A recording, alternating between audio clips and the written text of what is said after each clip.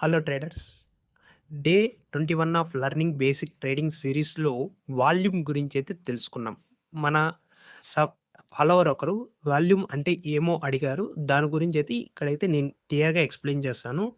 Volume అంటే ఏం లేదు. ఒక బయర్‌కి, సెల్లర్‌కి ఇక్కడ బయర్ అనుకోండి, ఇక్కడ సెల్లర్ అనుకోండి. బయర్‌కి, సెల్లర్‌కి ఇద్దరు ఒక మీట్ అయితారు. అంటే ఇప్పుడు బయర్ వచ్చి ఏం చేస్తాడు? మనీ సెండ్ చేస్తాడు. సెల్లర్ వచ్చి వాళ్ళ దగ్గరున్న ప్రొడక్ట్‌ని సెల్ చేస్తాడు.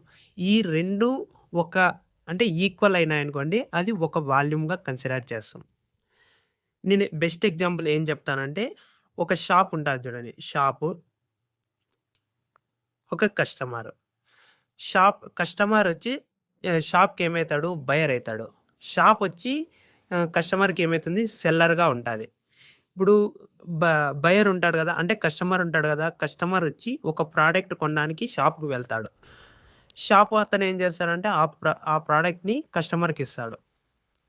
ఇక్కడ ఎక్స్‌చేంజ్ అయితుంది చూడండి. కస్టమరొచ్చి షాప్ అతనికి ఏమిస్తాడు? మనీ ఇస్తాడు. షాప్ అతను ఏమిస్తాడు? ప్రొడక్ట్ ఇస్తాడు.